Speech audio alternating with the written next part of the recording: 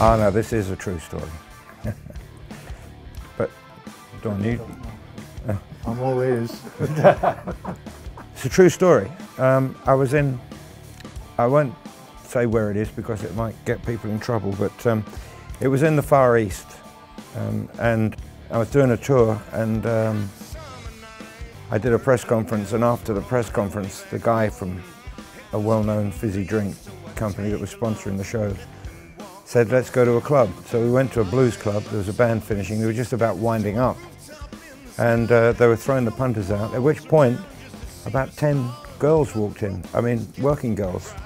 And so we had a little dance and everything was great, had a couple of drinks, and then they did close, and the girls said, oh, we're having a party, would you like to come?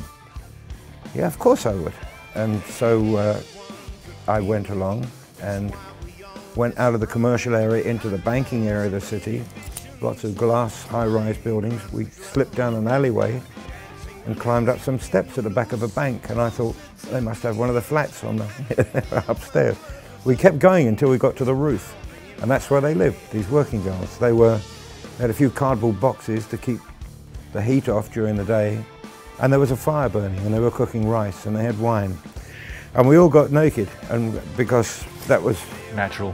Well, we disrobed and flung our inhibitions and our clothes to far corners of the globe, and started dancing. It was magic, and I thought, I'm in heaven, absolutely great. She was beautiful. We lay down, she fed me rice and wine, and I fell asleep.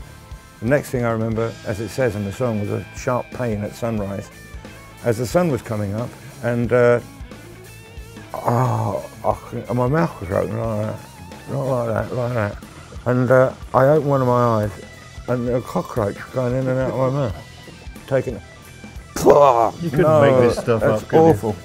So I reached for the wine, drank this nectar that it's like vinegar, it's disgusting. And I looked across at Venus in Heaven, that's her name, and I thought, she was beautiful the night before, but she was not, let's not say Rubenesque. Elephantine. I mean, no, she was more Michelin than Rubens. And it was, oh my God, I got to get out of here. I couldn't find my clothes. Well, they were all over the place. I was wearing a suit and a tie and everything for this press conference, and I found everything except one shoe that had gone over the edge of the bank, and I found that on the way back to the hotel. But that was quite a night, and so it was worth writing it down as a story, really. Yeah, but it's true. So that's what it's about. That's what it's about. Well said, Don. The real challenge of that was getting all that story into a song. There's a lot of detail there, and it took quite a bit of thought actually to get that sorted out. Left all the naughty bits out. And there lay Venus, still sprawled out and naked for sure, but not quite what she was the night before.